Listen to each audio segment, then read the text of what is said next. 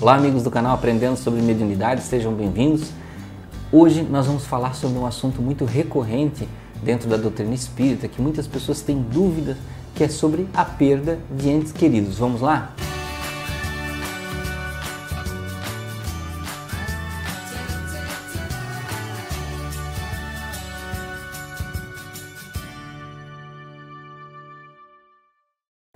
Bem, amigos, sejam bem-vindos ao canal Aprendendo sobre Mediunidade. Para quem não me conhece, meu nome é Anderson Gomes. Se você gostar do vídeo, no final, curta o vídeo, se inscreva no canal para você receber novidades, né? Porque tem muitos vídeos lá para você pesquisar sobre o desenvolvimento da mediunidade, como a mediunidade acontece, como é que você sente espíritos, né? Como é que você evolui como médium, como é que você melhora de vida sendo uma pessoa melhor dentro desse padrão de mediunidade que você tem.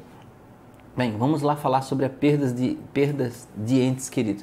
Eu mesmo, gente, me enganei aqui no canal porque eu achei que até o canal tinha um vídeo já sobre isso. E algumas pessoas começaram a perguntar e dizer: Anderson, mas faz um vídeo. Eu pensei comigo, mas será que tem? E realmente não tinha. Então, bom, primeiro vamos pegar como base, na doutrina espírita, o que os espíritos disseram para Kardec lá em O Livro dos Espíritos, né? O meu aqui que é velhinho, né? E lá tem um capítulo, lá no capítulo 4, no livro 4, capítulo 1, perda de pessoas amadas. Para quem não sabe, o Livro dos Espíritos é feito em perguntas e respostas. Então, quando a gente dá uma referência de número de perguntas, você pode achar facilmente aquela referência independente ali, né? Esquecendo o capítulo, mas você pode ir lá na pergunta 934. E lá Kardec pergunta: a perda de pessoas que nos são queridas não é uma daquelas que nos causam um desgosto tanto mais legítimo por ser irreparável e independente de nossa vontade? Olha a pergunta de Kardec. Até lembrando que tem um amigo nosso do canal que postou justamente essas perguntas lá no comentário do vídeo, que ele tinha dúvida, tá? Então daí que me veio essa ideia de fazer o vídeo. A resposta do espírito para Kardec: essa causa de desgosto atinge tanto o rico quanto o pobre. É uma prova ou expiação e a lei comum. Mas é uma consolação poder comunicar-vos com vossos amigos pelos meios que tendes, esperando que para isso tenhais outros meios e mais diretos e mais acessíveis aos vossos sentidos. Então, o que ele disse? Essa perda, para aquele que fica, né? Para aquele que fica, causa um desgosto. Então, ela pode ser um teste para os sentimentos, para o comportamento daquela pessoa, para ver se ela é resistente, para ver se ela tem fé, para ver se ela tem resiliência. Ou pode ser, como ele fala aqui, uma expiação, para aquele que ainda está no campo da incompreensão, da revolta, como se fosse um castigo. Mas, na verdade, esse castigo é para remeter, né, para tirar dela lá de dentro os melhores sentimentos, para ver se ela consegue, né, dentro dos sentimentos dela, florescer e sair do padrão de revolta. E ele até complementa aqui: é uma consolação poder comunicar-vos com vossos amigos pelos meios que tendes, ou seja, pela comunicação através de médiuns, né? Então, muitas pessoas, famílias, podem se consolar dessa forma. E ele complementa aqui, esperando, né, que no futuro, para isso, tenhais outros meios mais diretos. Quem sabe no futuro vão ter equipamentos, né, onde os espíritos podem se comunicar diretamente com as pessoas, com os entes queridos, com os amigos, né? E isso não é impossível, porque no plano espiritual isso já existe, gente. E quando já existe lá, é porque no futuro distante vai ter aqui. Tá? E tem aquelas pessoas também que trabalham, né, com técnicas, né, com rádio, televisão, de tentar captar. E aquilo ali é o princípio do que vai haver no futuro.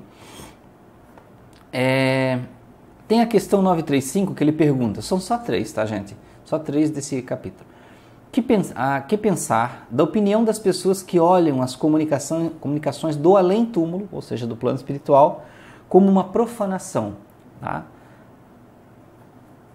Isso ele está citando porque ele está fazendo essa pergunta, Kardec faz essa pergunta justamente porque tem as pessoas religiosas, né, de outros cultos que associam isso àquilo que Moisés falou na Bíblia, né, que Deus proibiu a comunicação com os mortos.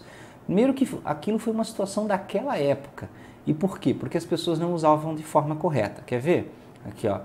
Não pode haver nisso profanação quando há recolhimento e quando a evocação é feita com respeito e decoro.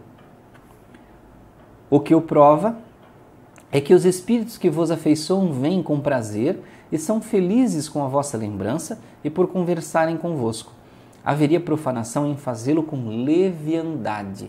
Então era isso que acontecia no tempo de Moisés. As pessoas queriam conversar com espíritos não para evoluir, não para melhorar, mas para saber para onde foi o cordeiro que tinha fugido, né? Para onde foi a vaca, se caiu no precipício, se foi roubada, para saber, a menina queria saber se ia casar com um moço ou com outro moço, ou se ia ter filho ou não ia ter filho. Então era usado para coisas do dia a dia, comezinhas, e não para evolução espiritual. E aí acaba acontecendo o quê? A pessoa que faz isso, ela deixa de ter fé em Deus para ter fé nos espíritos. E não é isso, gente. Não é assim que funciona a situação. Os espíritos não são feitos para serem consultados, para darem consulta, para darem ajutório, né, para estar lá à nossa disposição para fazer perguntas. Eles podem nos ajudar a evoluir, né, responder perguntas de forma que melhore a nossa vida de uma forma conjunta, como Kardec fez aqui, e não para saber coisinhas do dia a dia, né? Às vezes coisas até mesquinhas. E espíritos que se prestam a esse tipo de serviço são espíritos tão mesquinhos quanto as pessoas que estão lá fazendo essas perguntas, porque eles não estão preocupados com a evolução espiritual, eles estão preocupados com essas coisas materiais. Então veja que aquela situação que se coloca na Bíblia, né, era mais uma preocupação social de Moisés com a educação do povo do que realmente um erro, porque se nós considerarmos as coisas que se faziam e Moisés proibia que são feitas hoje, nossa, tem uma montanha de coisas que são feitas, inclusive dentro das igrejas, e que Moisés dizia que não podia, né? Então vamos lá na última questão aqui, que é a 936.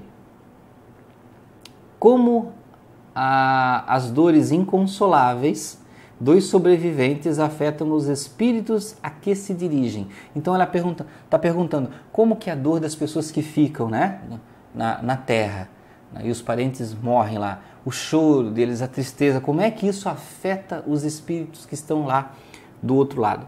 E ele responde, o espírito de verdade: o espírito é sensível à lembrança e os lamentos daquele que amou, mas uma dor incessante e irracional o afeta, porque ele vê nessa dor excessiva, uma falta de fé no futuro e de confiança em Deus, e por conseguinte um obstáculo ao progresso e talvez ao reencontro daquelas pessoas. Então veja o que ele colocou aqui, que o sofrimento excessivo da pessoa que fica afeta o equilíbrio do espírito que está do outro lado. Ele também fica triste, ele também sente, porque quando nós emanamos amor, a pessoa do outro lado sente amor. Quando nós desejamos que aquela pessoa tenha paz na outra vida, ela vai sentir a paz. Agora, se nós ficamos em desespero, pedindo a volta, exigindo a volta, clamando revolta contra Deus, essa energia afeta o espírito que foi para o outro lado. E ele também fica atordoado com aqueles sentimentos que chegam nele. Então, por isso que nós temos que cuidar. Não é mal chorar. Tem pessoas que dizem assim, não pode chorar. Não tem problema chorar, gente. Não tem problema nenhum. O problema é você exagerar no teu sentimento de tristeza e criar revolta quanto à perda. Porque, como ele diz aqui, se você demonstra tanta revolta assim, tanto choro, tanto desespero, é porque você não acredita em espiritualidade. Você não acredita que lá na frente nós vamos nos reunir, nós vamos todos estar juntos. Você não tem fé que a outra pessoa que se foi, na verdade, está indo para um lugar melhor do que o que nós estamos aqui. Então Kardec até tem umas explicações aqui que ele dá, né, do punho dele, mas eu não vou ler porque fica mais comprido, o vídeo vai ficar muito longo. E ele fala, é como se, ele exemplifica, né? É como se duas pessoas estivessem num presídio é a terra. Uma pessoa cumpriu sua pena e vai ser libertada.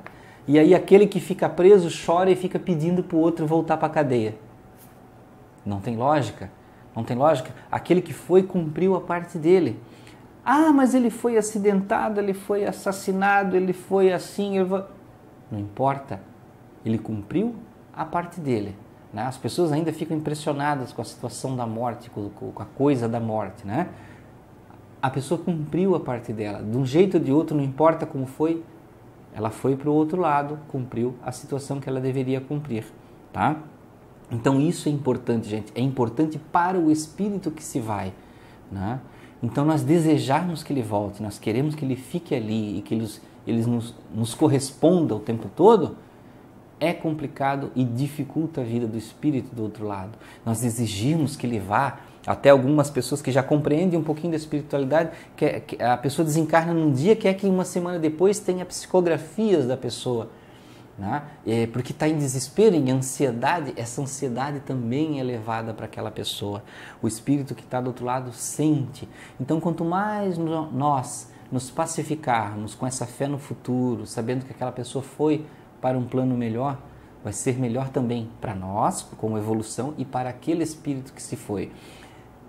E se nós fizermos isso em paz, vai facilitar, para que durante a noite, por exemplo, quando o nosso espírito se desprende do corpo, a gente possa visitar aquela pessoa no plano espiritual e depois acordar no outro dia e dizer assim, poxa, eu tive um sonho bom com fulano, né? Sonhei que eu vi ele, conversei e tudo mais.